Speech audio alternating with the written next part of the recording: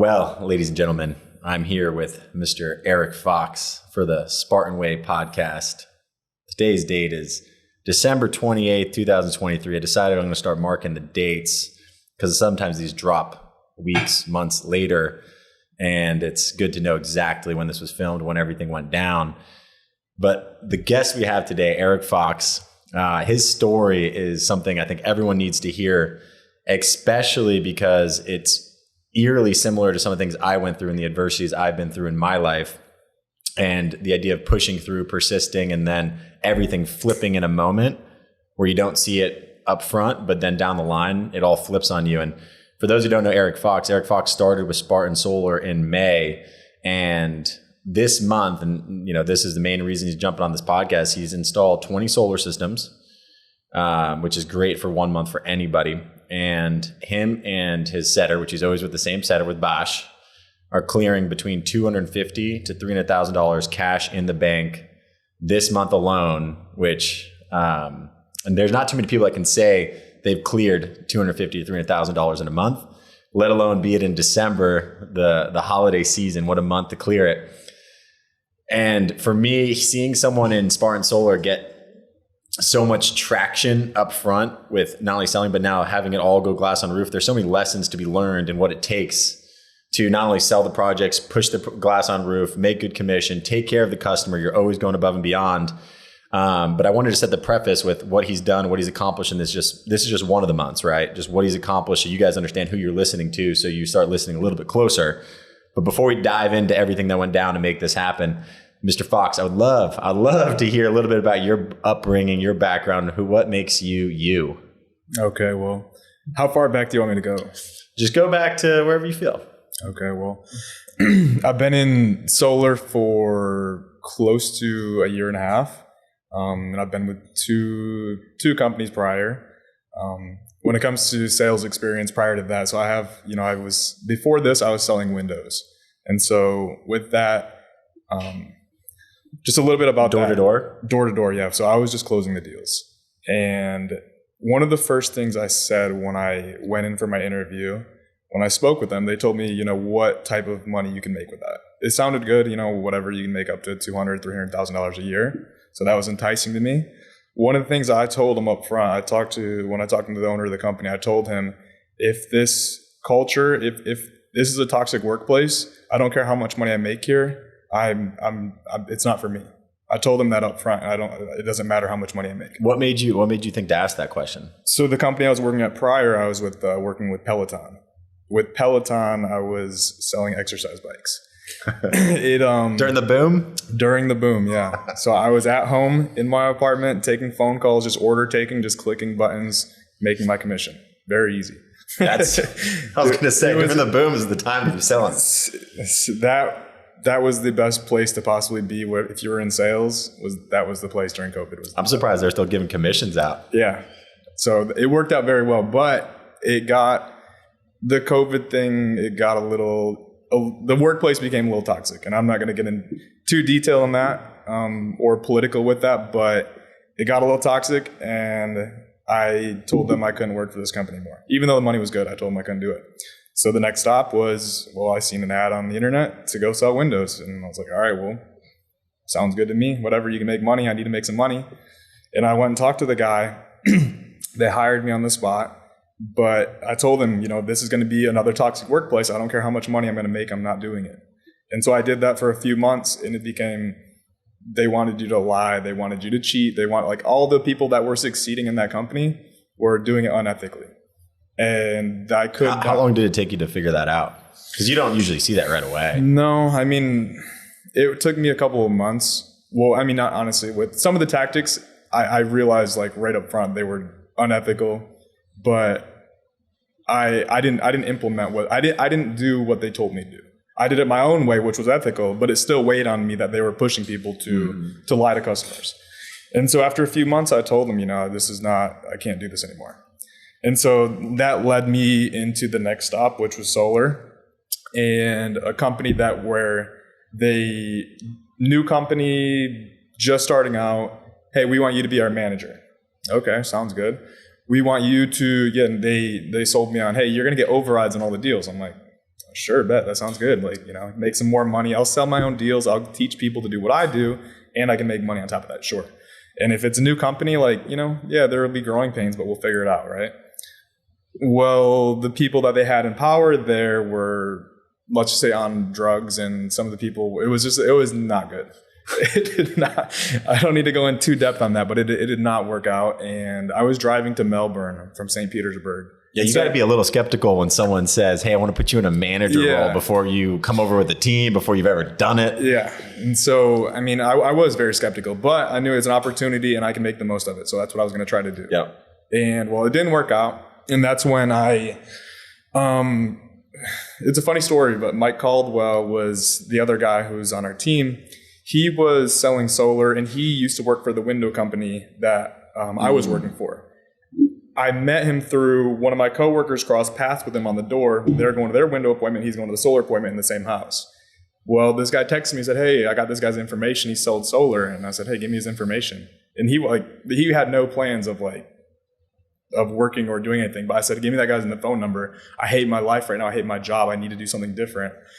So I shoot Mike a text, and he was with Legacy going over to another company. And I said, hey, whatever you're doing, if you're succeeding and you love what you do, I'm going to do it with you. Okay. He said, okay. I left where I was at in Melbourne. I went straight to a blitz in Palm Bay.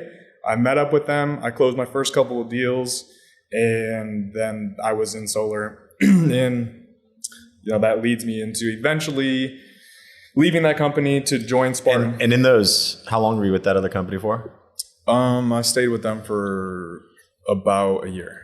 About a year. So I'm guessing that's where you really cut your teeth. That's where you started to understand how to sell it. Yeah. That's where you started to get seasoned, started to get your practice. What did you end up clearing financially in that year with them?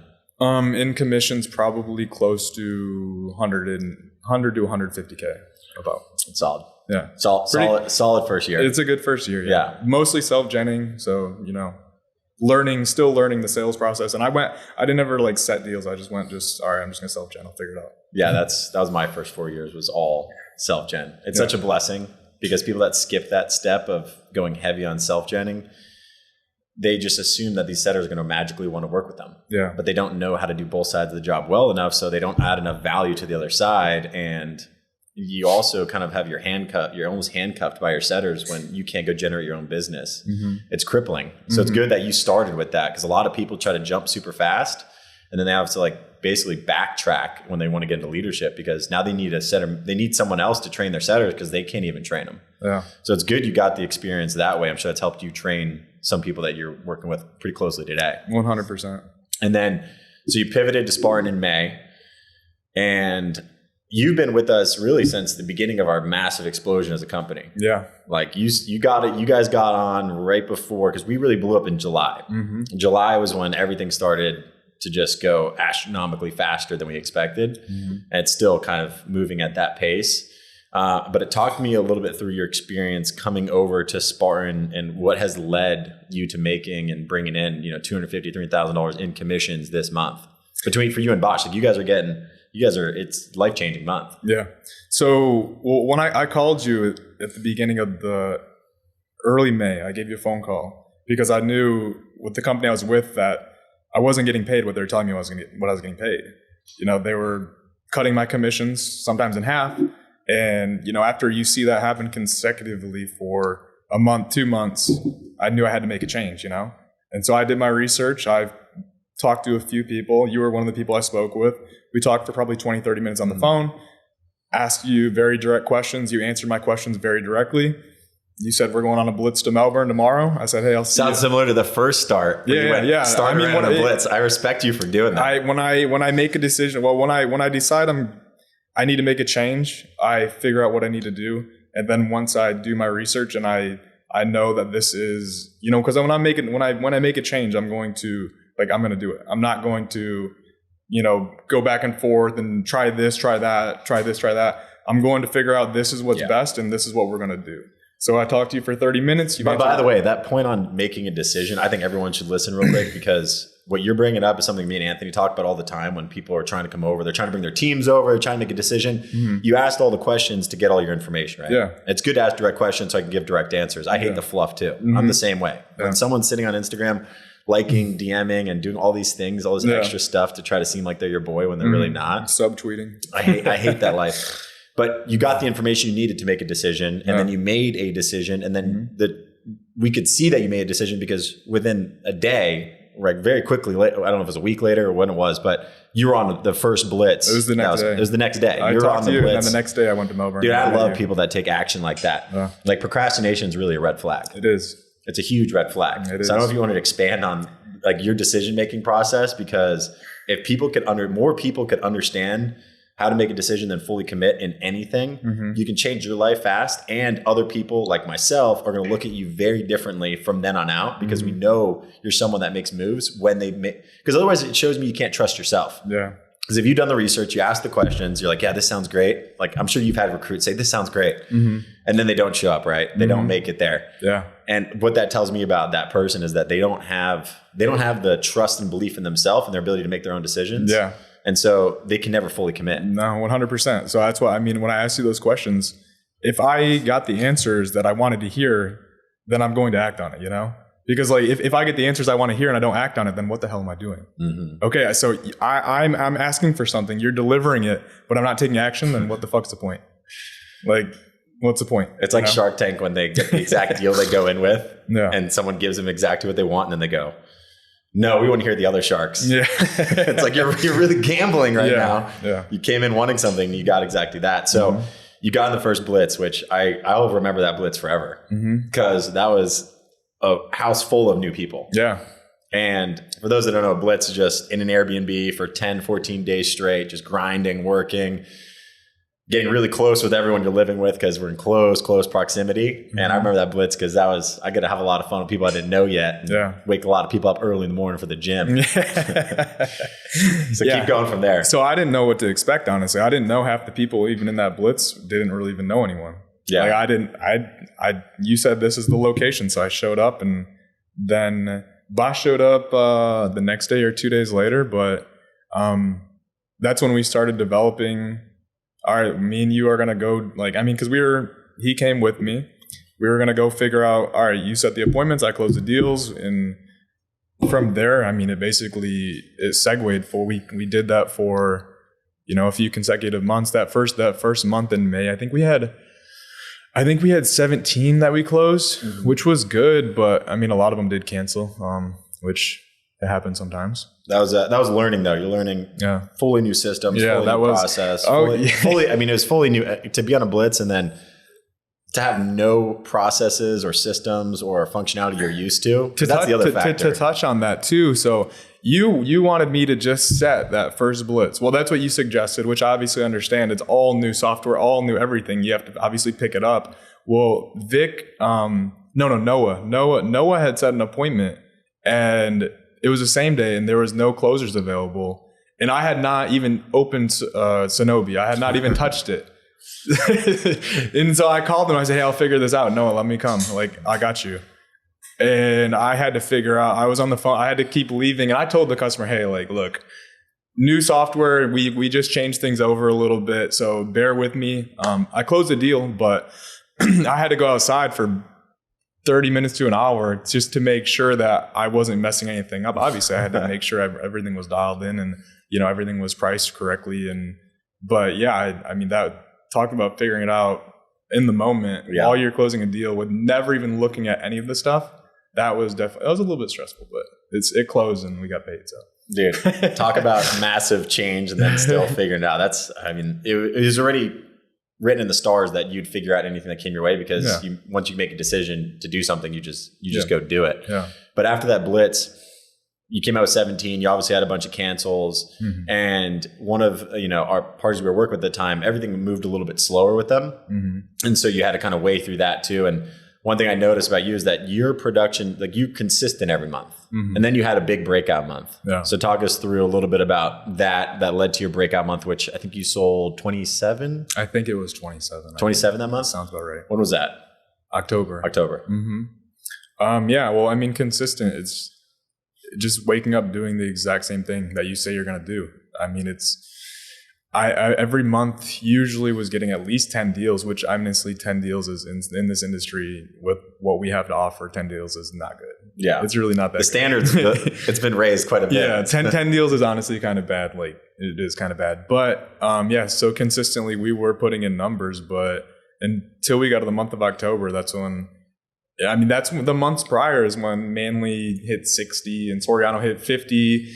And seeing just those other numbers and seeing what is possible, I'm like, shit, like we can do way more than this. Like this is 10 deals. Like when I first started, like, damn, that's a good month. 10 deals. Wow. Like 15 deals. That's a good month. But then when you see other people start to like push it a little bit more, you see, hey, like I'm capable of way, way, way, way more than what I'm doing. I just have to dial everything in. And I have to have my mindset on doing this. And so when you saw them hitting those numbers, was that when you were like, dude, this is bullshit. It made me mad. Why am I cool with 10? Yeah, it pissed me off a little bit. You know, it pissed me off a little bit to see other people putting up numbers that are way more than what I'm. And I know I'm capable of way, way, way more than what I was doing, especially seeing other people do that. Yeah. So I have to do better than this. It's not acceptable to do 10 deals anymore. That was a big thing. I just dropped something on my Instagram about the idea of deciding to have a breakout month, how much of an impact that can have not only in yourself, but I mean, now one breakout month, look at you. You're now on the podcast. Who knows what that's going to lead to next? You now are getting a lot more influence. People are looking at you as an example. Like the whole company's seeing it, right? Yeah. One breakout month that led to all of this, right? You did October, November, and then everything started to hit. And I think it's really valuable because I just pointed out that everyone should decide to have a breakout month. Yeah. And that was a decision, right? Yeah. That didn't just happen by chance. No. So talk me through a few things. Let's start and you kind of touch on this, but I want to talk about this. You saw, the law of the lids. You saw 50 accounts get hit in a month. You saw 60 accounts get hit in a month by other people. Before you were pretty happy doing 10. So now you're surrounded by people doing big monstrous numbers that make 10 almost, you don't even speak about it. And so at what point did you decide before October that I'm going to go for a certain number? Did you have a number in mind? What was the plan going into that? What fully triggered that decision? Because I know you had to talk with yourself. And then once you had to talk with yourself and you accepted this, I then imagine you had to talk with Bash. Because you have to get your team, your people on the same page. Yeah. It was a couple months prior to October when people in the group chat were just talking about hitting 30. And I mean, then Sori ripped past that, Manly ripped past that. But then I was like, 30, that's one deal a day for a month. That's really, I know I can do. And you did it in the month where we just tightened up all the regulations inside Spartan Solar. So everything had to be perfect clean deals. So you actually did it in a month where it was a lot harder to do it because only deals that were counted was everything scrubbed clean, meaning it's basically ready to go glass on roof.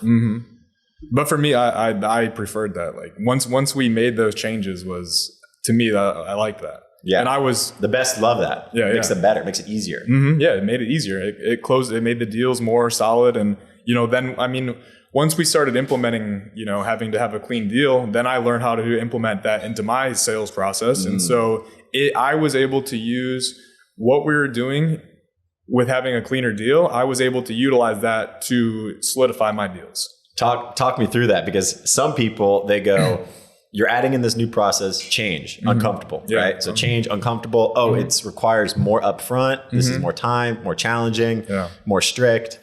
And some people would look at that and be a little abrasive. They wouldn't want to get near it. They'd rather avoid that. Hey, let's just not do that.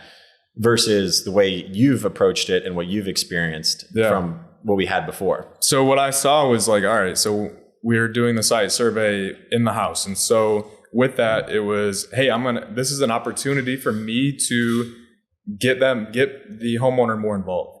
If I get them more involved, like, all right, I can easily take them outside and say, hey, look at the roof. That's where the panels are going to go. Yeah. But then when I take them and it's like, all right, we're going over here. I'm asking these questions. Like, it makes me the professional. I am the trusted advisor. And so that to them, now that they see that I'm just not here to sell them. I'm a professional. I know what I'm doing. I know all these questions.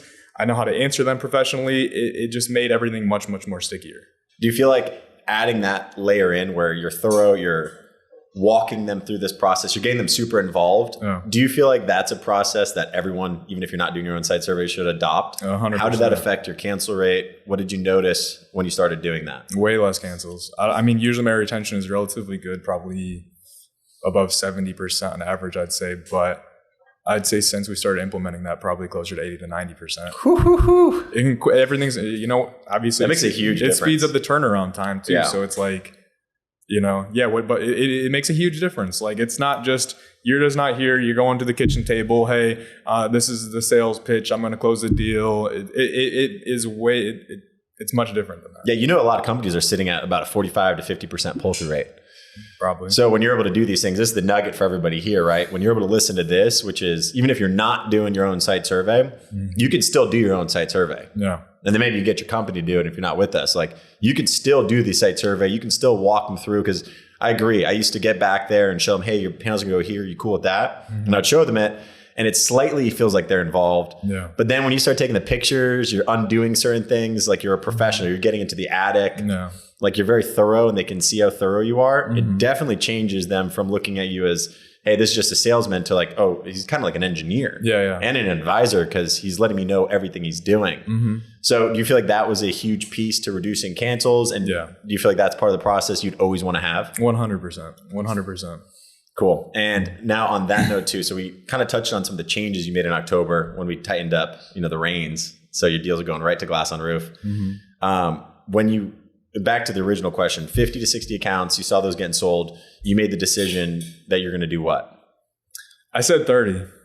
Okay. I fell short, but I said 30. Talk me through that process though, because making a commitment to yourself to hit big numbers is, some people will do it and they'll be afraid of it, and so they'll back off really quickly, and they'd rather not even vocalize it, because that means they're going to fail, because they know they're not going to actually do the work. So talk me through that process of deciding to have a breakout month. Is what you really did. You decided to have your breakout month, along with Bash. And one thing that's unique too is some of these other closers, they're freaking phenomenal. Getting 50, 60. They had multiple setters. You did this just you and one other setter. So just two people to hit this number, to make 250 to 300,000. So by the way, if you are looking for an opportunity, you want to be around savages and studs that can do this. I mean, this is just two humans making this happen. You need to slide into the DMs. You need to hit the link in the bio and apply, so you can work with the team, and with Fox. But talk me through a little bit of that decision and then bring it to Bosch. Yeah. I mean, well, part of the decision was I'm like, this is a month I'm going to make life-changing money. And I have been looking for an opportunity to make life-changing money for many years, honestly. Putting the work in, always trying to perfect my craft. And now knowing that this opportunity is right here, and I just have to put the work in, and I just have to apply what I've learned over the years. Well, I just have to do it. That's it. And so, talking with Bosch, it was, hey, I told him, let's make life-changing money and let's do 30 this month. He said, he was trying to tell me 20 is a good goal. I said, no, 20 is not enough. We need to do 30. We fell short, which is disappointing, I think that's okay if you set the bar high. And if you don't get there, and that's good to feel a little disappointed when you still had your best month ever, But on the other side though, you're having your best month, but the way you sold, which I want to get into in a little bit, the way you sell, the way you do everything by the books and ethical, setting the standard for this industry, you set the standard. I know you do everything right. I know you follow up with your customers. I know you follow up on the back end. You do all the pieces that a lot of sales guys, they put up the big numbers, but then they don't have a $250,000 to $300,000 month.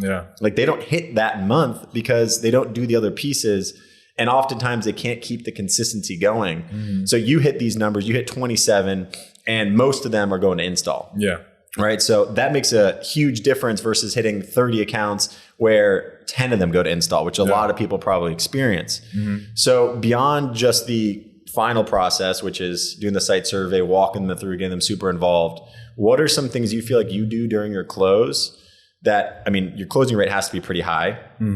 So I guess talk me through a few things. What do you think you're doing? What are some things you're doing in your close? You can run through a little bit of your close too, that people could take here and apply right away. But also, what was the routine, right? Because we all know that this stuff doesn't happen by chance. You had to have a routine, a regiment with Bosch. You had someone else, which is an accountability partner, which is super valuable to have, especially when you're going for something big. You almost need someone near you. But what was the routine and habits like for you and him? What did you guys commit to make that happen? And then question number 2, what are some of the things in your close that lead to not only a high closing rate, but a lot of glass on roof? Okay. Well, let's start with the first question. So the very first thing that I have kind of figured out in terms of my customers is just knowing your customer and knowing where they stand with solar. So if we knock a door, I go to the appointment, I have to figure out what type of customer it is. And there's two customers. I learned this from my window job. So there's nebulous. Nebulous is a person who just they don't know anything about solar. They maybe have been approached, but they've never sat down. They're kind of like the unconsciously unconscious. Like they don't know what they don't know. Yeah. Okay. And then there's the other person who's a shopper. That person has been looking into solar. They've sat with companies. They just haven't pulled the trigger yet. Maybe you got to figure out the reason why. But so with the closing process, like you're either getting closer or you're getting further away from the sale. So I'm trying to make that as efficient as possible. I'm trying to get there in the least amount of time with the least amount of words said. It's keeping it as simple as possible. And so when it comes to the nebulous, so the person that just they don't know, like they don't know solar, they don't even know there's a problem. Yeah. So with them, I'm not trying to overcomplicate things. I'm trying to just make them conscious of the problem and make it that I have a solution. And what we're going to see if we're able to provide them the solution, meaning that they're able to qualify for this. I'm not like talking about benefits and this is the panels, this is the inverters. And because like the biggest problem with the nebulous is if you turn them into a shopper.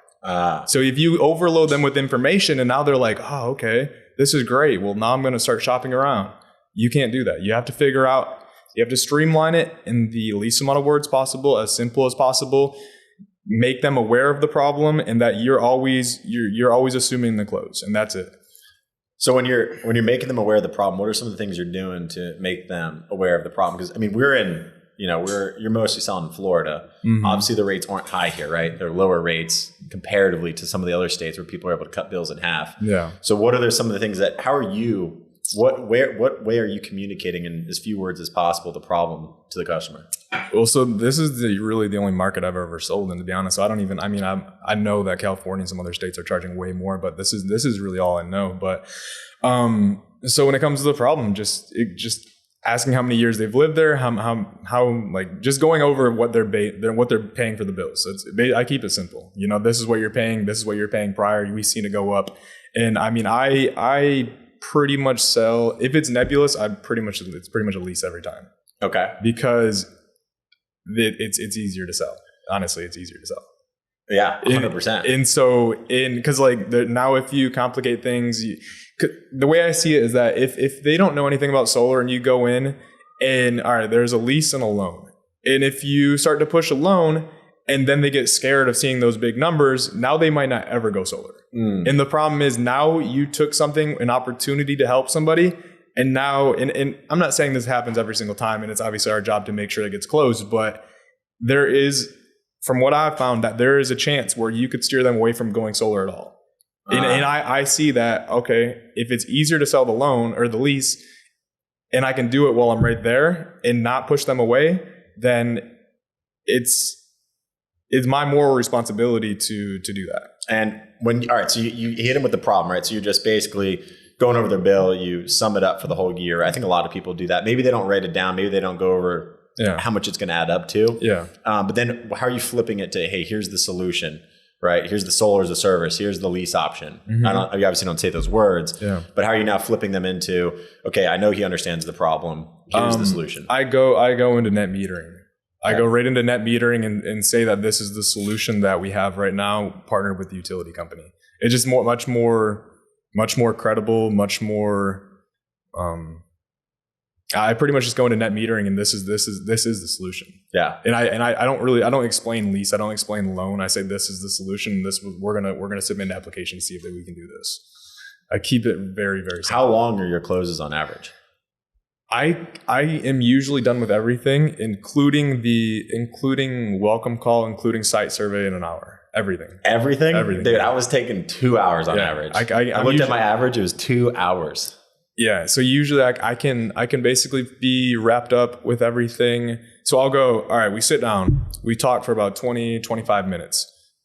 I get them to kind of buy into this idea. Do you have a slide deck you go through? Do you go through parts and snow? What do you? I have the same process every time, basically. Basically, for nebulous, like 3 slicks.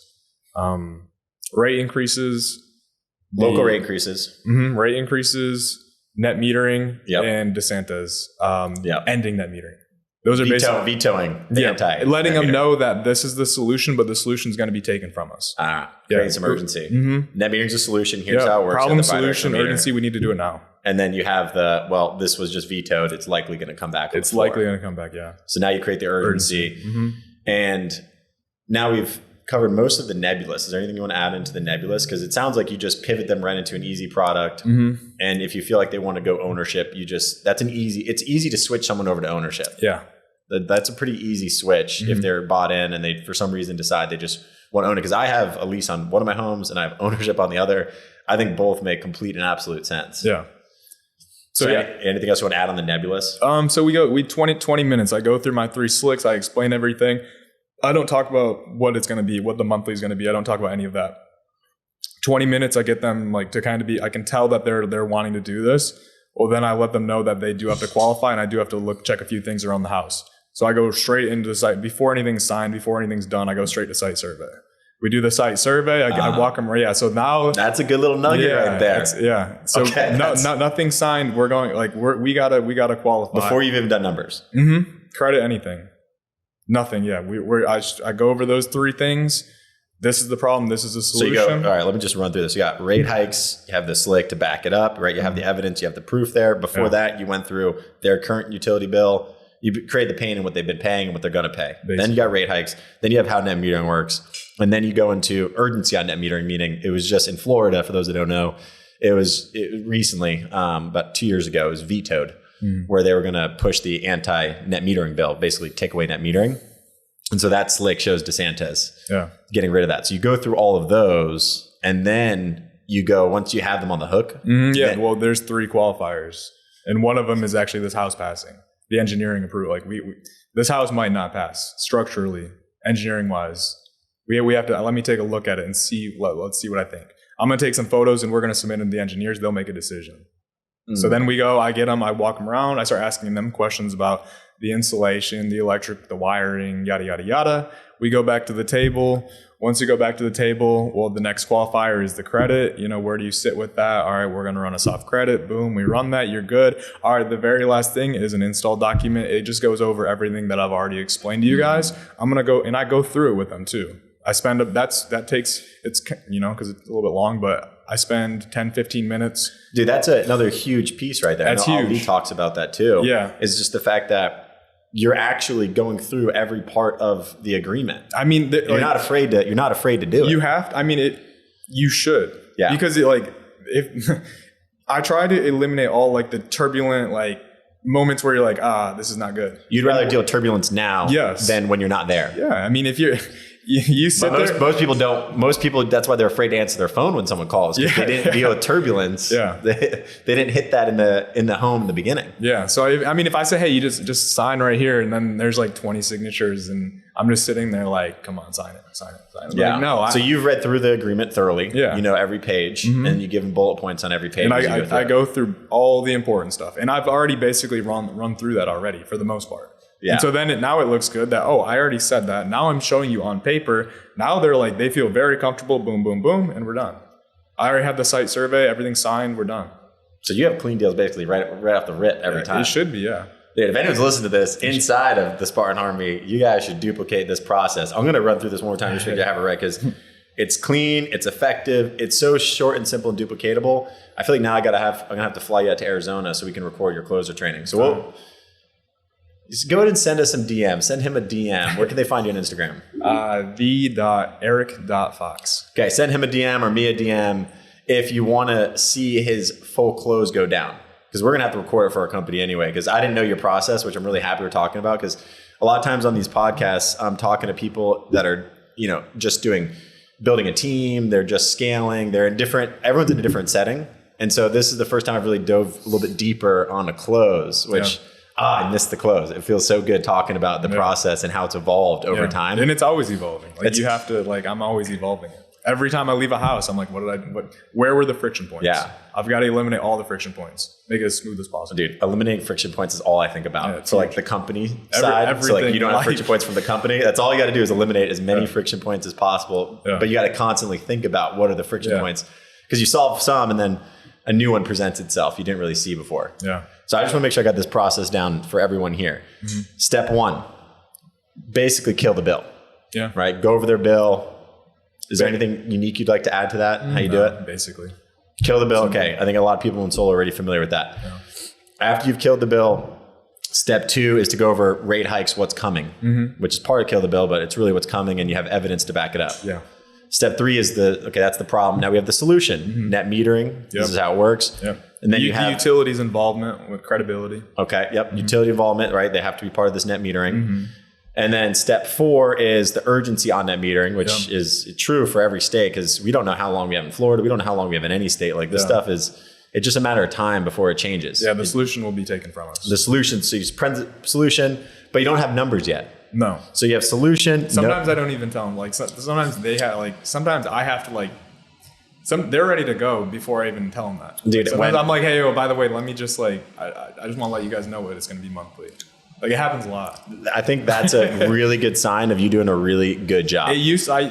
How I used to sell prior was, number spreadsheet, compare. I actually thought you were still fully that guy. I still do that sometimes, but it's only when it's very necessary. It depends on the situation, but now it's no, usually not. Okay, so step four, again, urgency, net metering is going to end soon, and you just add in a little piece there. Step five, once you know that they're on the hook, okay, there's three qualifiers. Take me through those three qualifiers real quick. So what the house the engineering has to be approved. Okay. So I have to take photos. I have to take the rafters have to be, very specific. The electrical has to be very specific. The roof, everything, all of that is taken into consideration to make sure that this is even a possibility for you. So what we're going to do next, I'm going to walk you through the house. I'm going to take these photos. I'm going to ask you some questions, okay? Sounds good. All right, let's go. Okay, boom. We're going through all the different, are they asking any questions usually at this point? Or are they you're just kind of informing them why you're taking pictures? Yeah, I mean, hey, how does that look? What does the roof, how does the roof look? Hey, all right, what do you think of the electrical, and I'm just kind of getting it going. Just keeping a little conversation as you're moving around. Yeah. Okay, so now you've done the site survey. Now you're back in the chair. Yeah. Right? So step 5, site survey. Yeah. Step 6, you're back in the chair. This is what I'd imagine you go over numbers, right? Yeah. Or numbers and credit, yeah. Numbers and credit? Well, to check their credit. Oh, numbers and credit. Okay, so talk me a little bit through how now that you've gotten all that done, how do you go into the numbers and credit? Yeah, and one thing too with the lease, I know a lot of people get caught up on that 2.9%. And so the escalator. Yeah, sometimes people get caught up on that. And so what I've done to kind of figure that to help myself is asking them what do they think how much do you think their electric rate has gone up in the last 5 years? What percentage? And then they whatever, 10, 20, 30%. I'm like, yeah, it has. It has gone up that much. And I say, well, what if we could only have it go up 2.9% and we could lock that in? That'd be great. Okay. Yeah. So you flip it, instead of it making it seem like a bad thing. Do they ever come at you and just say, I don't really see it go up? Yeah, it happens. And then do you go into evidence? Yeah, I'll show them numbers. At that side? Yeah, I'll show them. Okay, you show them numbers, so now you're like, okay, it's been 30%. Yeah, I'm like, in less than 15 years, your bill's doubled. And they're like, what? I'm like, yeah, it's doubled. And so now you're hitting all of this right before, again, you're kind of recapping on this to bring it to reality, right? So this is what's really happening. Yeah. And then we have this, what if you could only go up at 2.9%? And that's locked in. Yeah. Okay, keep going. So I flip it instead of it making it seem like a bad thing or try to avoid it. You have to do that. Yeah, because there's many times where, at least when I first started selling the lease, that was a friction point. Yeah. At the end, it's only going to go, you just throw that in. Oh, yeah, by the way, it's going to go 2.9%. No, I let them know that this is good. This is for their benefit. The same thing with their electric company. When you got to paint a picture with a story. When you guys first moved in, when you guys signed up for your utility company, did you how was it when you signed the contract with them? And they're like, well, what? Like, yeah, you guys didn't sign a contract. They're like, oh yeah, we didn't. And so then you just flip it. All right, well, what we're going to do is we're going to lock this in. We're going to protect you guys. So instead of this being... Because contracts can be scary, but really what you're doing is allowing them to know that no contract is the scariest contract of all. Yeah, no, it's good. So what we're doing is just providing certainty at a very uncertain time. Yeah. That's all it is. Everything's very uncertain. We don't know what's going to happen in the last 5. If you could go back 5 years from today, would you say all of what has happened today would have happened? No. Very uncertain.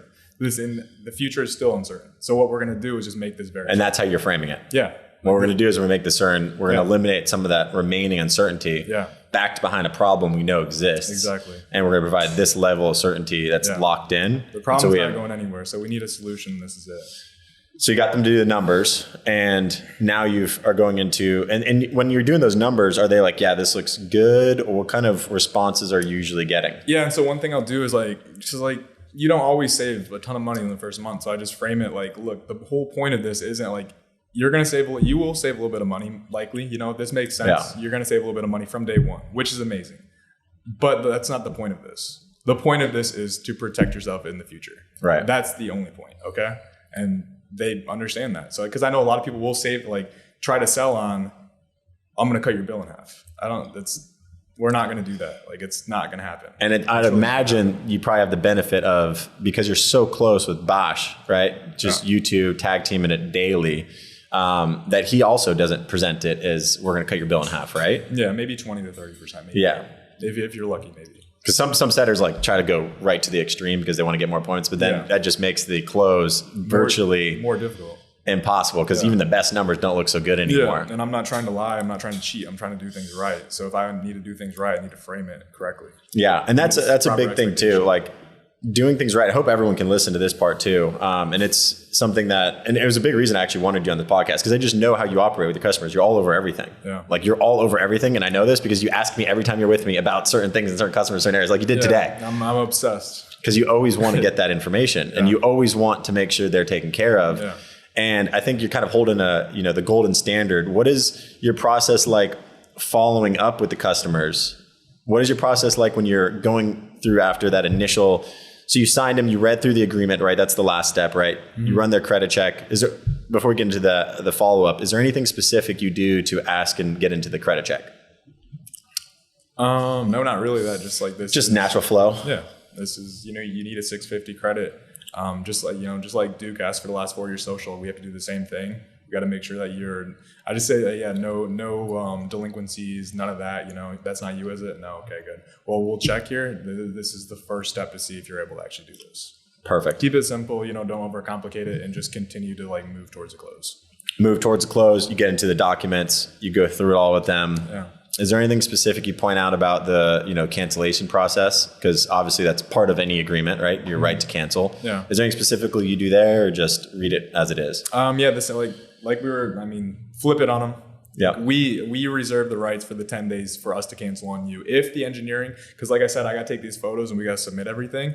If for whatever reason something comes back with a red flag, we have 10 days to basically say no to this. Yeah. And I do let them know that they can cancel too, because honestly, and I tell them look, you have 10 days to cancel this as well as so do we. But if you don't want to do this, let's just scratch it right now, because I don't want to waste any more time. Okay.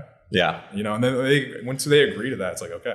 So I think that's a question most people avoid asking at all costs. They avoid that, yeah. Because you're literally asking them, look, if this is not something you want to do right now. If you don't want to do it, let's throw this away and I'm going to go home. We don't want to waste each other's time. Yeah. Just real blunt. I'm very blunt with people. And very direct, very blunt. You are. That's how you roll. Yeah. It works the best, and people appreciate that, especially in a time of fluff. Yeah, a time of fluff in the world. When you are direct, people appreciate that. Yeah, which I appreciate it too. So I figure I'm gonna do it back. Yeah, me too. It's funny in today's world, when I have some people, and I'm just thinking about one person specific. It's they spend so much energy just trying to have this certain way of communicating that's they want to grip you. They want to, it's get what you're trying to do. You're trying to be cool. You're trying to be a bro. You're trying to get into my good graces by, flattering me or complimenting me in whatever areas you can. And that kind of world, I'm so it throws me off. I know the intention isn't necessarily a malicious intention. Yeah. But when people have all of that, they're too bubbly, they're too happy, they're too nice. I've spent my whole life trying to stay away from it. Wow, your house is so amazing. Everything, that vase you have there. When you get so far down that rabbit hole, which I think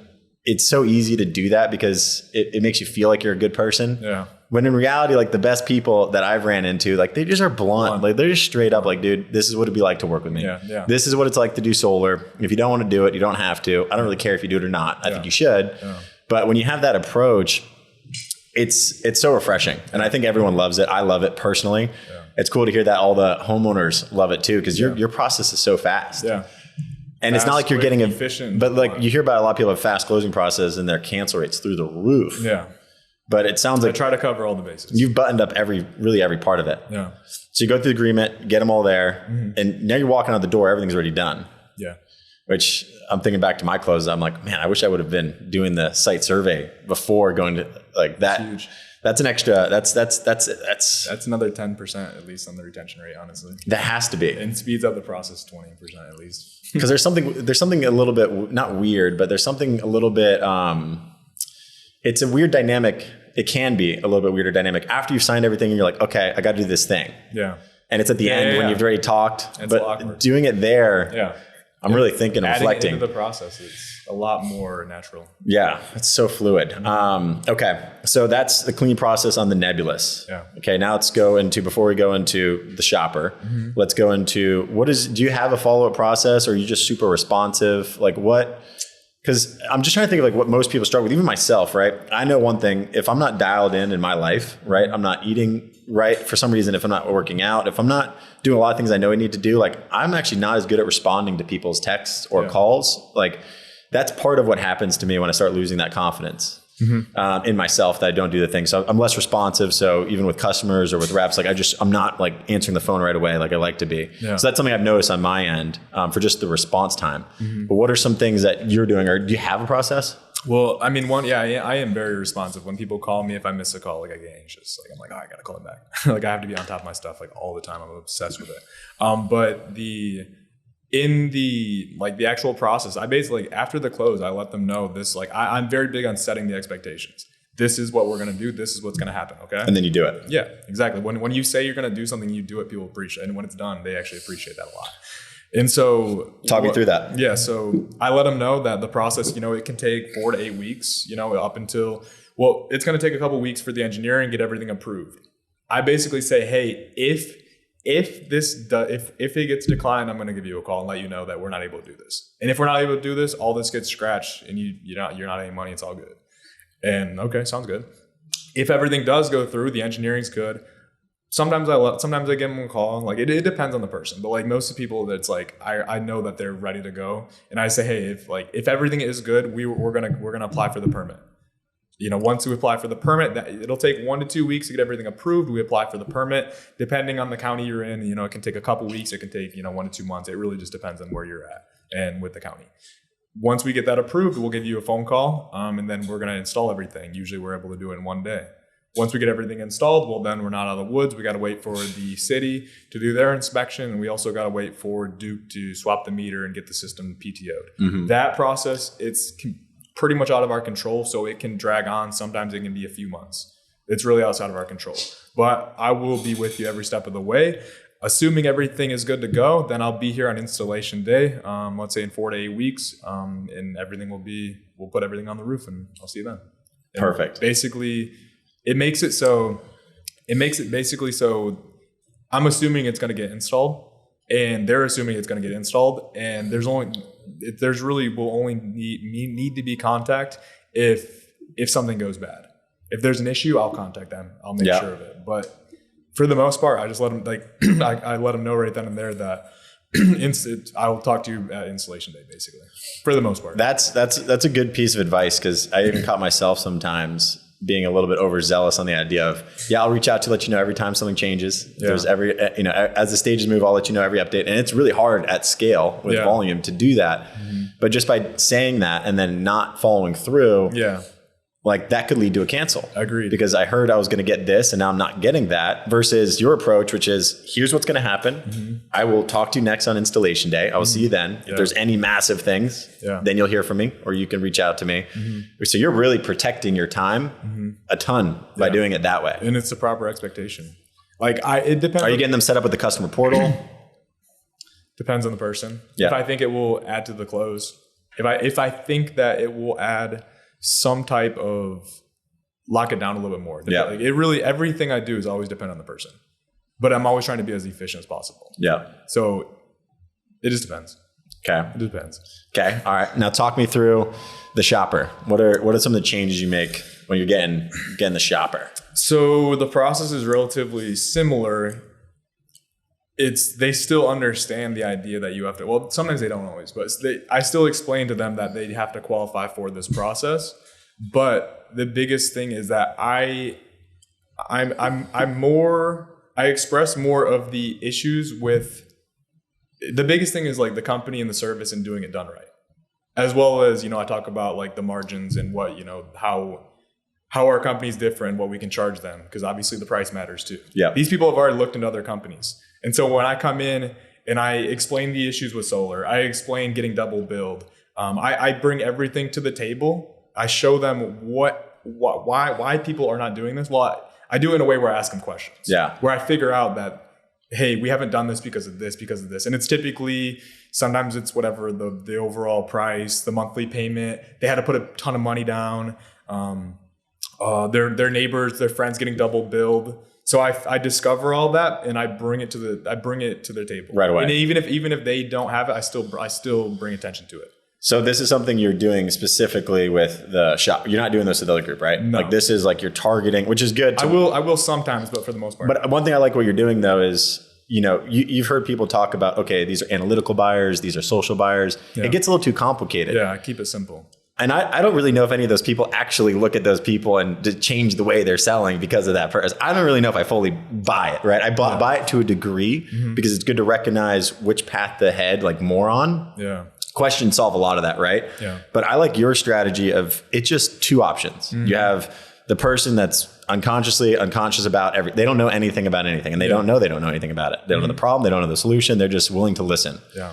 And then the other category of they've looked into solar before. They've seen solar before. Yeah. Maybe they're shopping. Maybe they're just revisiting it for the first time. Yeah. But they've actually had an experience. And by categorizing just two options, it's really easy to flow. Yeah. Versus like 8 different personality types, whatever, that could be hard to really train on and hard to duplicate. So, okay, now we're going down this shopping path. You're asking all the questions, trying to bring out really why they haven't done it yet. Yeah. Like, what have you heard? What's going on? You're getting all this. And then even if they don't touch on it, you're always still going to be touching on, the number one problem we get in solar is that people get a utility bill and a solar bill. Here's how this happens. And then going down the laundry list of basically anything that could set someone off or they could have heard about. Yeah. That's really the potential negatives of solar if it's not done right. Yeah. And so I ask them, when they set the appointment, what did they say that got you interested? Like what about did they say that you liked? Well, they'll tell me, we looked into solar, we've actually looked into it many times. They'll start to just throw everything out at you. So they give you all the ammo that you need. Yeah. And then, I basically just, it's still all the process is the exact same, but then I differentiate us and I bring the problems right there. And people, it's again, just being blunt. Like, all right, this is the issue and I'm going to show you how you won't get double billed. I'm going to show you this. I'm going to show you this. And when those are all the things that no one else ever addressed to them. And then the product, the service that you offer is really, really good. And then you bring all their objections and their concerns right to light and you overcome everything. If they trust you, you're earning their trust because you're doing what no one else does. Everyone goes for the same close. Everyone tries to hide everything. On that. Just like, all right, we're just going to close it. Yeah. All right, we're going to cut your bill in half. Yeah. I'm going to give you 60% offset and not tell you. They think they're going to win the deal by giving them a deal of sorts. Deal. Yeah. Or all these benefits in this, and this is a great deal. And it's like, no. This is solar works. And what are some of the things you utilize to differentiate, you lean into to differentiate? Because obviously there's a lot of a commodity aspect to solar, right? The panels overall, like there's, differences. There's tier 1, right? There's black on black inverters, right? You could be using N-phase micro. There's differences, but those are harder to lean on, right? To differentiate. What do you use to differentiate? One of the big things is just about the company is the reviews. So I show them the reviews. I show them how we're different in terms of with our reviews, we're high volume, we're low margin. Have you guys ever shopped at Costco? Have you ever shopped at Sam's Club? Like, yeah. Okay. Well, the reason why they get such good deals, such good prices, because they do such mass quantities. The same thing with us. We are doing so many of these installations. We're able to cut all that margin out and give you the best possible deal. And I'm going to show you that. You talk to these other solar companies. Well, I'm going to blow your guys' minds. And it does with how I price things. And, they're always compared to everything they've ever seen. The last company, they asked us to put $10,000 and the monthly was way higher. It's like, wow, I would not do that either. So you're crushing them on numbers. That is a big part, typically. If that was a big reason why they didn't do it, Because a lot of times the numbers didn't always make sense. Because you're typically leaning to a lease. And then we have our own proprietary, the best lease option in the market right now. Yeah. Well, shoppers, it depends. It could be lease or it's shopper, could be a loan, could be a lease. It just depends on the person, what they're geared towards. Either or. Yeah. Much like, yeah. And I mean, at the end of the day, like you're winning all these, in some cases, price battles and in some parts of it, because that is part of it, right? There's some of it, but the review seems like a big piece of what you lean into, which is what I always leaned into. So when you're showing them the reviews, are you going over like just here's our reviews as a whole? Or are you going over some individual ones? Both. Like it depends. Like sometimes I just go up the Google page really quick, scroll through. This is, take a look at my phone, just read through those. I have a couple slides. If I sometimes I use them, sometimes I don't, but it just has like personal reviews on there. Yeah. That's good to have the personal. I was wondering if you did that because I know you have a lot of personal reviews. Yeah, no, I have a slideshow. I don't always use it, but that has pictures of installs, pictures with customers, and pictures of reviews.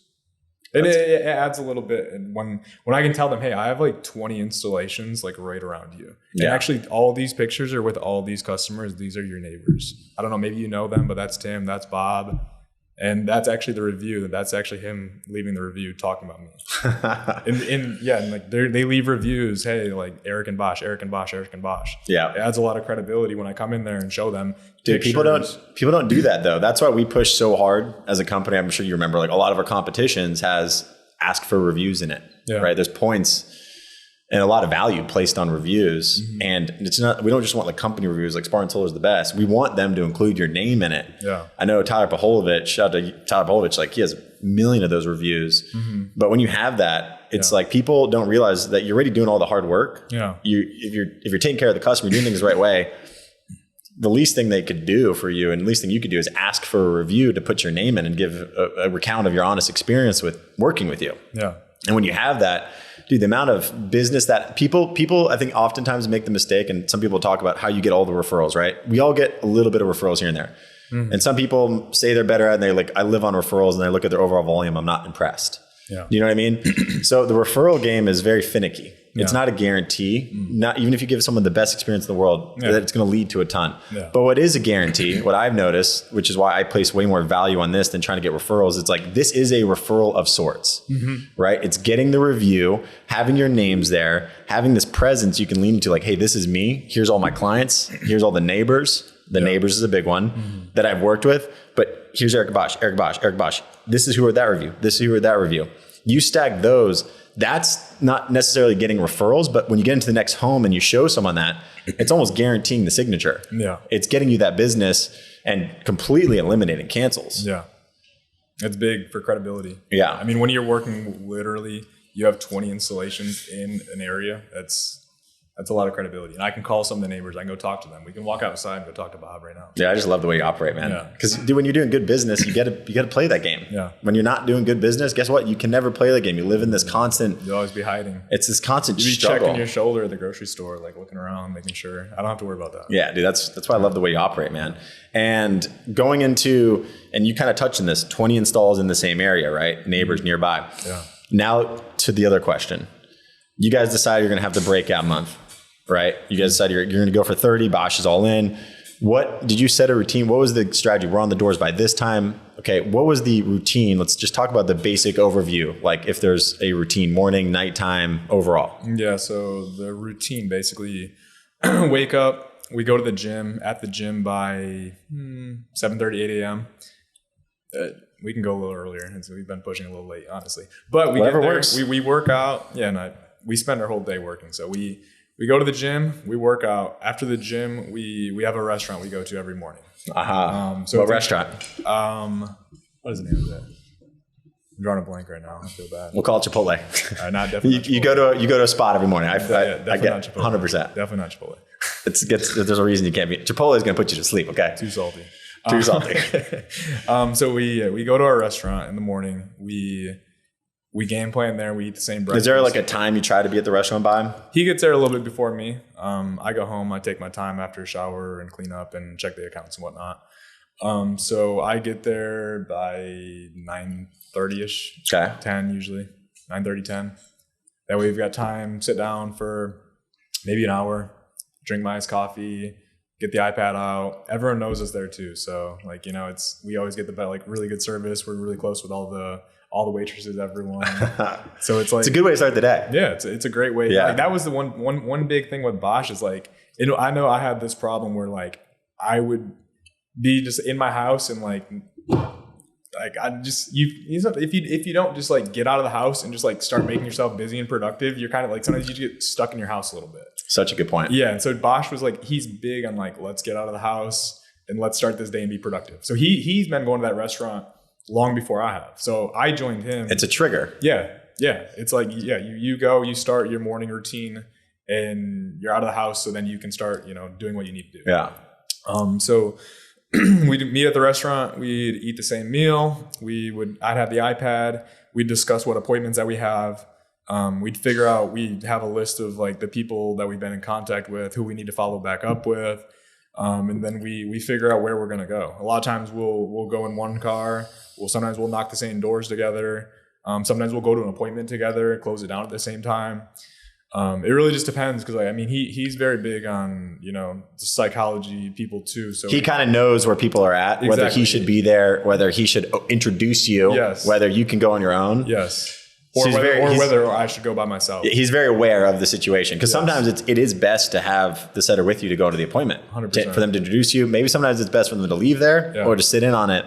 Yeah. But the only person that really knows is the setter if they have enough acuity to understand that. And maybe even he knocked a door and he thinks that they should go solar and they're interested in solar, but they didn't like him.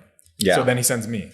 Yeah. So we play, sometimes we play good cop. And you guys we play different roles. And you guys are before in the shop, right? In the restaurant, you guys are kind of reviewing the whole list of people you want to go back to. Yep. And I'm guessing he must either have a really good memory or has good notes. Really good memory. Yeah, no notes. Literally, okay. Don't take that from. You did not hear that. He has really good notes. He's knocked every door within 20-mile radius. Okay. And he remembers every person, every address. So, and this brings into this process, right? So I think it's so critical to get out of the house. Yeah. Right. And then when you're out of the house, like you're reviewing something that's setting up, it kind of gets you excited for the day. Yeah. Right. You're not just going out there. Okay, time to go. Yeah, no. It's like you have a plan. Yeah. And you know where to go, you know which ones he's going, you have an idea of what your day is going to be like. Mm-hmm. Now you get out on the doors and are you guys, I know within 20 miles, you said he's knocked every single door. It sounds like he's sticking within, and you guys are sticking within a pretty small area. Yeah. And obviously in any area, especially in a small area, you'll get a lot of no's. Mm-hmm. Imagine, but we talked about Bosch because he's the top setter.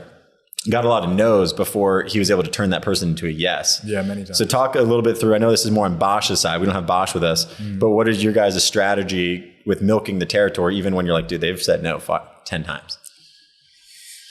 He just keeps going back. Like he doesn't quit.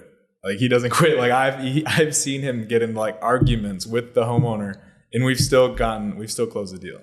Like after he's gone there 5 times, I swear to God. Because he's like, you have to give me a chance. Yeah. He's just so persistent and he believes that he needs a chance so bad that finally that energy wears off. And he's really big on like, which this is huge too, is like people, their moods, one day they're here, one day they're here.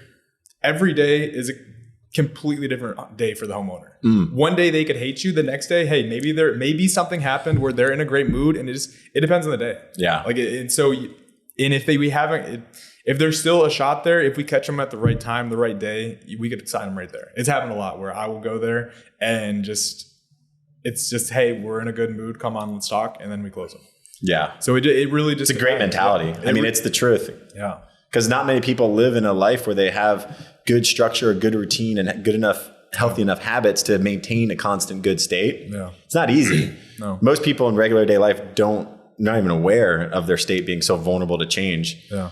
They just feel good some days and some days they don't. Yeah. And that's smart that he's able to realize that you guys are able to capitalize on that, because otherwise you're just thinking you're going to a customer that said no. No, you're going to a brand new customer. Mm-hmm. That customer doesn't even exist anymore. That homeowner doesn't even exist. The one that was yesterday. This is potentially a brand new person. Mm-hmm. Yeah.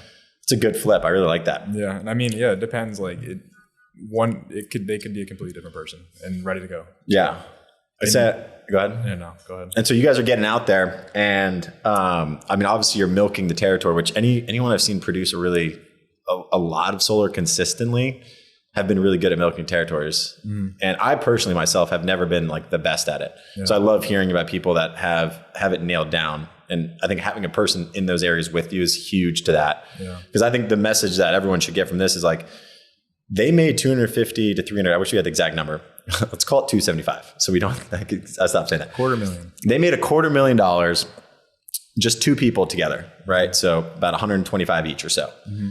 In 1 month, that's all hitting just this month in December, right? $250,000 in 1 month, and it's just two people. So I think it's really relevant to listen to all this information, the strategy, because not everyone has a massive team. Not everybody has 10 setters. And a lot of people might look at those people and look at those numbers and just be like, well, I can't do that right now. And so I think your frame and the way you operate, I mean, what do you even like moving forward now? And I want to go back to this routine thing still, but I'm just thinking about moving forward now. What are some of what do you want to do in 2024? Because obviously what you and Bash have is working and there's no reason to change any of that. What are you gonna do to keep growing? What do you want to do?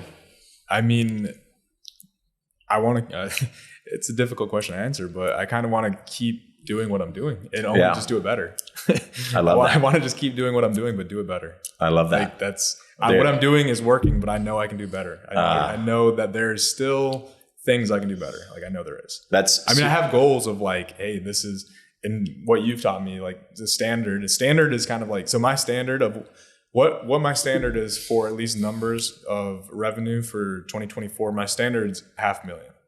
My goal, personal commission. Yeah. My goal is $1 million. Yep. But I feel like I need to have a standard of like, this is required. My goal is like, all right, this is what I'm going to reach for. This is what I'm going to push for. I know it's possible. Yeah.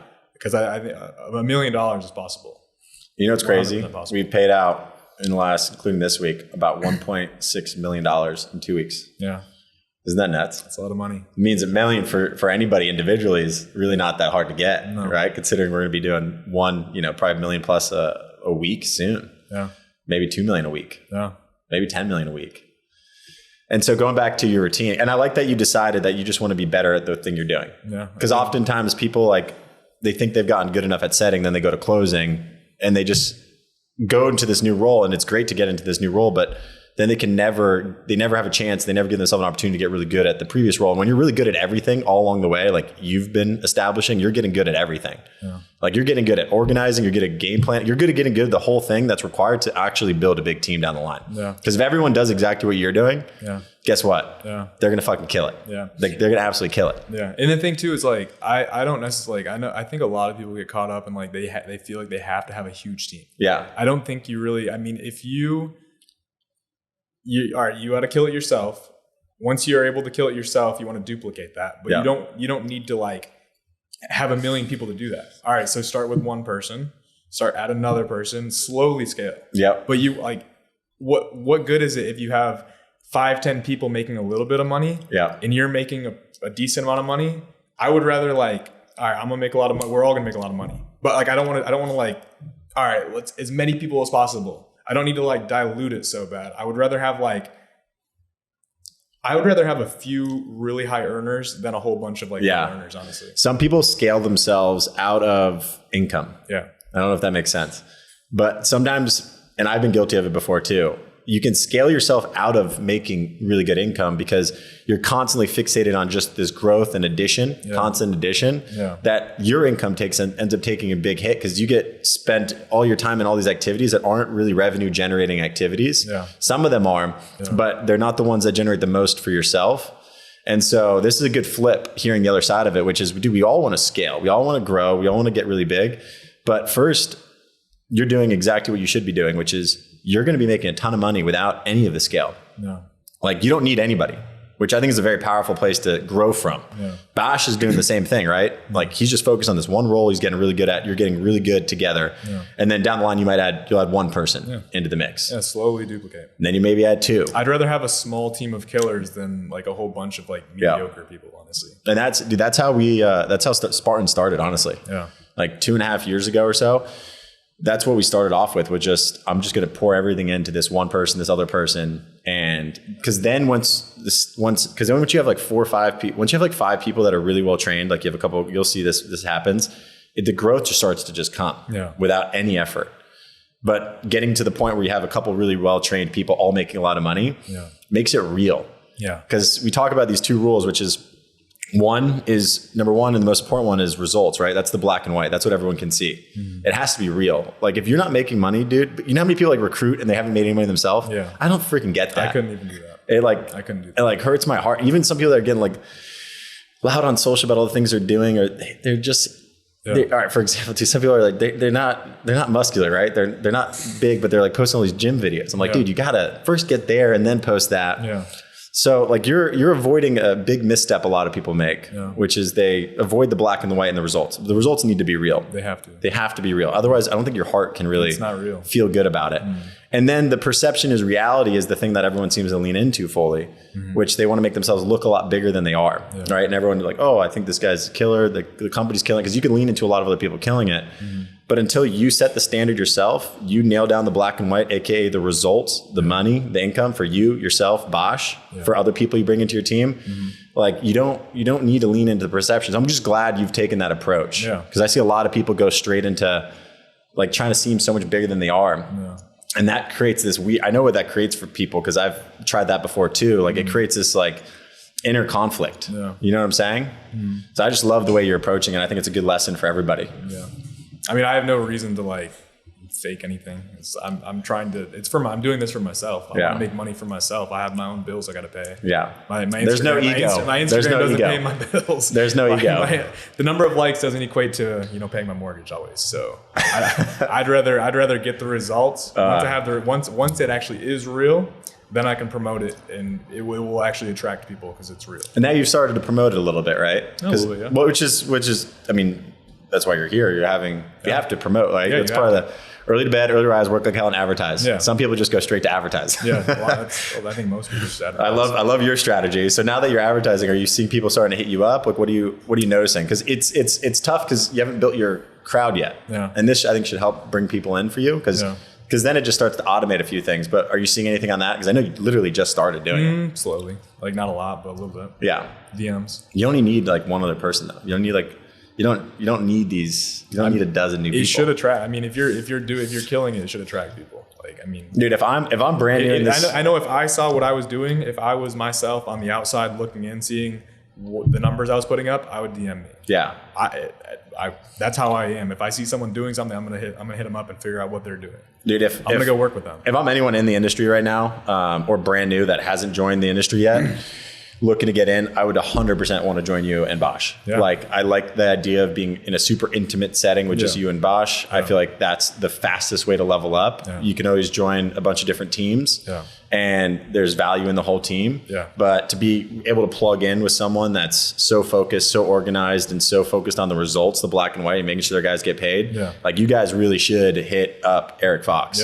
You should apply. It'll be very selective, but like, which I wouldn't expect you to do anything else. Like and people say selective, like, oh, you're just saying that. No, dude. Like, no, I'm serious, because he doesn't give a shit about the numbers. There's no ego about posting about this big team. He just wants to have people that are ready to freaking kill it. Kill it. Yeah, that's it. Dude, that's money. And so on your routine, because I wanted to like finish this loop right here, because I love hearing about what it takes. I'm so glad that this was a breakout month we had to talk about, since I just posted about a breakout month, because it's going to lead to, I mean, we already see what's leading to this month, but next year it's going to be nuts what's going to happen from this. But you have your routine, you're getting out to the doors. Are you guys doing 6 days a week, 5 days a week, 7 days a week? Are you going to a certain time? Is there any other strategy involved in this? Mostly 7 days a week, almost every day. Sundays can be a little bit slower. Start a little later.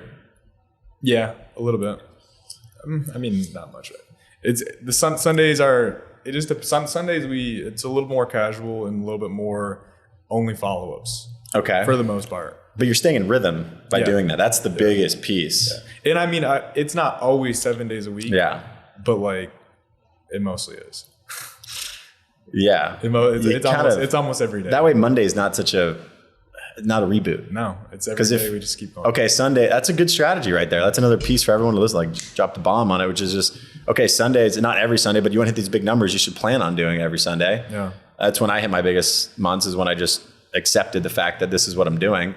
But then using Sunday, your reset for a Sunday is, I mean, follow up, just going back to homes and stuff is not a drain. It doesn't take much energy. That's just fun. We're hanging out. It's not. Yeah. It's very casual, but we're working and making money. And so Sunday, fun. You're not really trying to fun and hunt new doors. You're just trying to we still do sometimes. But that's good for follow-up though, because most people are home on Sundays. Exactly. And their mood could be different. Yeah. They could be a different person on Sunday than they are Monday.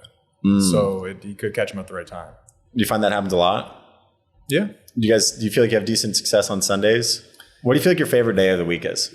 I'm just curious. They all have to be pretty good to hit those numbers. Yeah, I don't know. Maybe Saturdays.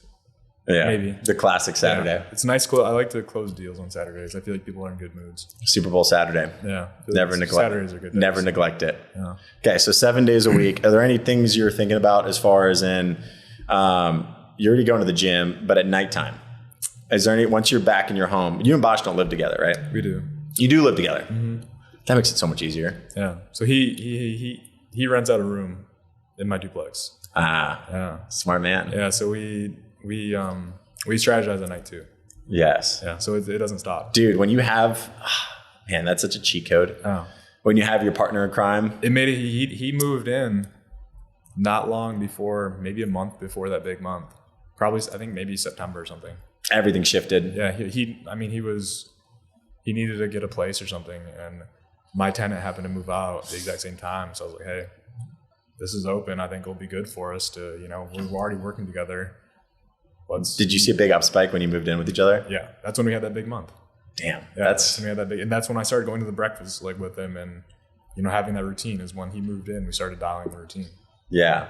And I started eliminating all the distractions. I was like, all right, I just need to make money. Just shows how valuable it is to put yourself in an environment where you make the things you want to do a lot easier and things you don't want to do a lot harder. Like when you're with someone else that also wants to do big things, that also gets the vision, gets the idea. Yeah. It's so much easier to go do those things every day. Way, way, way easier. It's such a hack. I used to always have people in my crib. I remember one time in California, this guy, Ryan Cohn, he was living at home with his parents before, right around the corner, not too far away. So he was like, why would I get an apartment for $2,000 a month when I'm living here for free, kind of logic.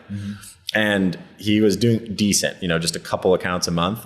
And I was like, dude, you need to live on my couch. Yeah. He's like, live on your couch? I'm like, yeah, you need to live on my couch for the next month. Yeah. Like, just no question, just live on the couch. You're in the living room and we're going to make something happen. Like, see what happens when you change your environment. You're in too much comfort over there. There's too many people telling you it's okay to go to bed. It's okay to eat this.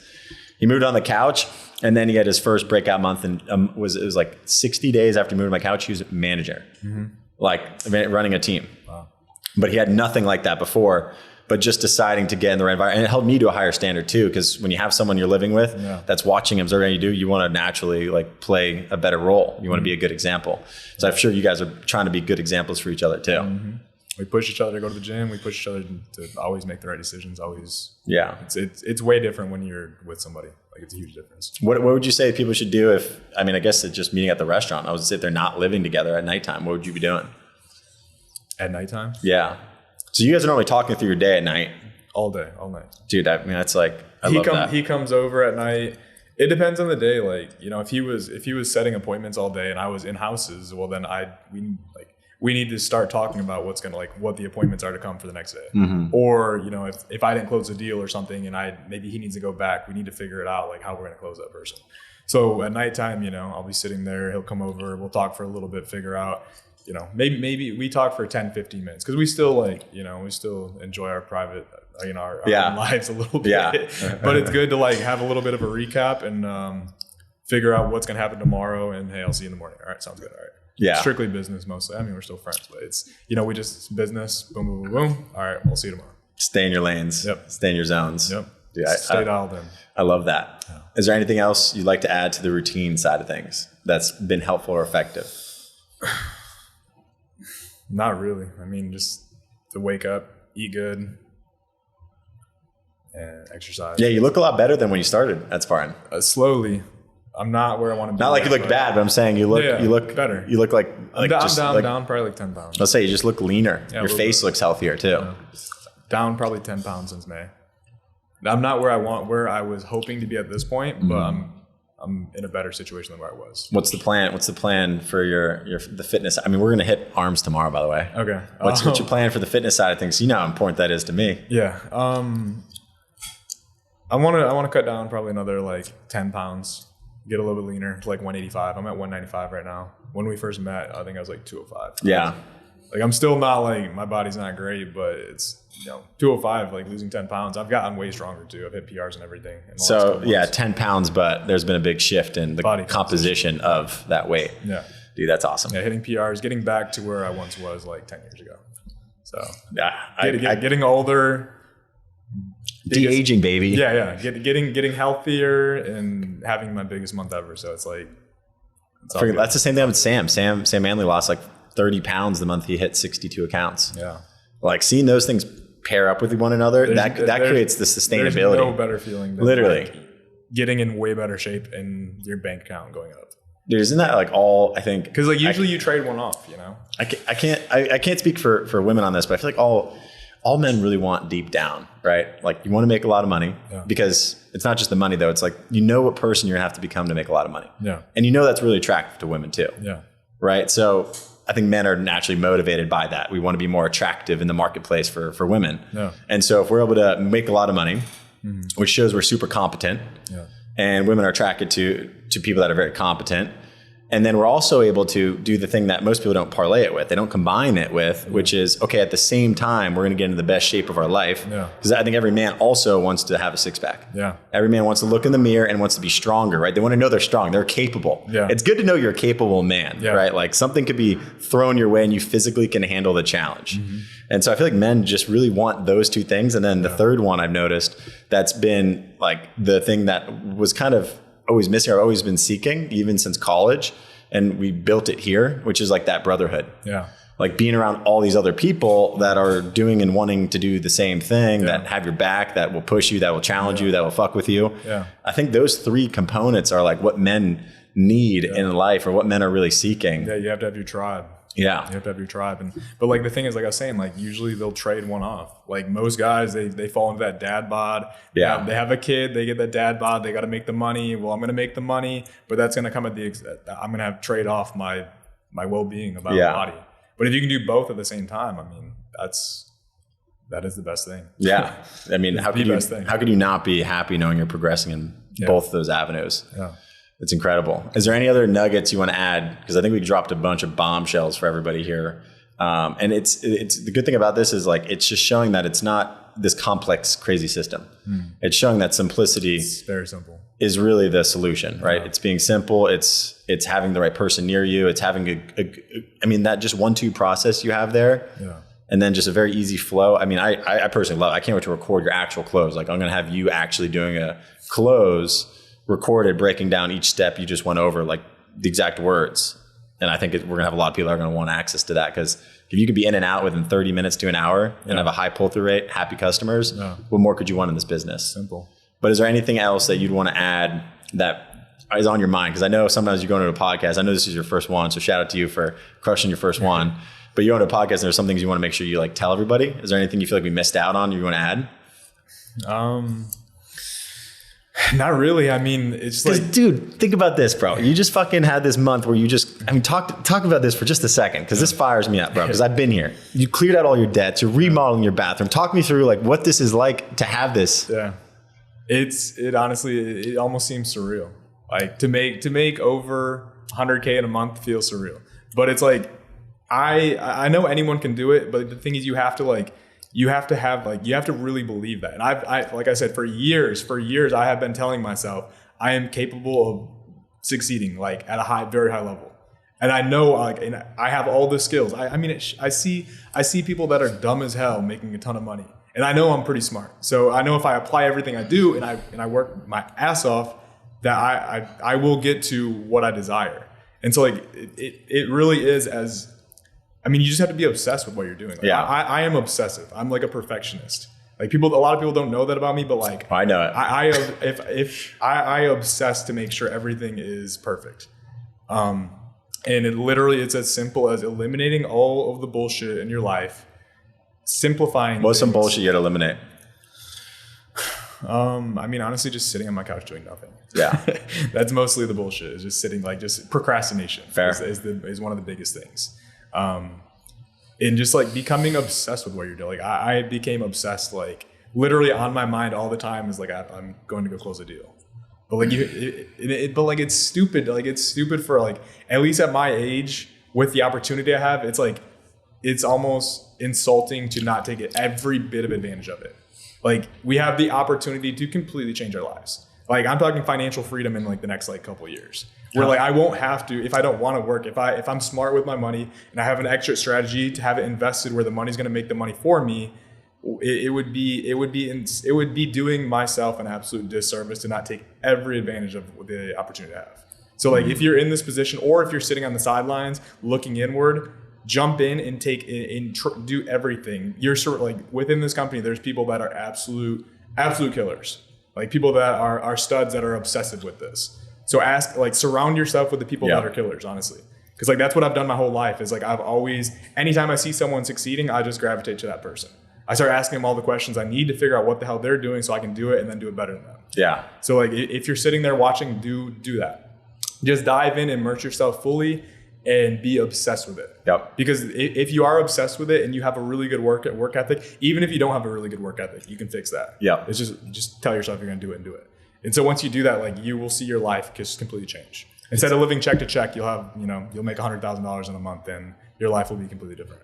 And you changed Bosch's life in the same, you guys changed each other's life at the same token. Yeah. And it's funny you say obsessed because my first book I read when I got into the solar industry, I was sleeping on like a pool float because I didn't have a bed. And the air mattress pops was on this like pool float thing. So I'd always end up on the ground. Yeah. At night, at like 4 a.m, I'd be on the ground. I'm like, no furniture in this place, no money whatsoever. Yeah. But I had a book, Be Obsessed or Be Average by Grant Cardone. Yeah. I was just reading that every single day. Yeah. And I think that was my cheat code because my state was immediately flipped into the right place as soon as I woke up. Yeah. And so that obsessed part, I think, is the thing that most people are missing because you could spend years trying to make money in the same industry, but because you're not obsessed, like you never really get there, or it takes you years versus like it could take you a couple months now that you're fully in it and you're locked in. And now that you made that, I mean, the check that you got coming this week's nuts. The check last week, all of these, it's just nuts. How do you feel? Because I know what happened to me. I'll say how I felt just to like preface my side.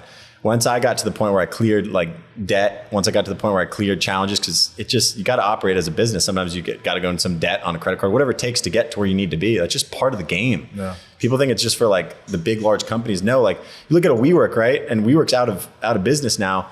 Dude, they operated with, Amazon, WeWork, they operate with no income, like in debt for 10 years. Now, we're not saying you need to do that like in here, luckily, in any way, but that's just part of like building your own business yourself. Yeah. It just could be part of the equation.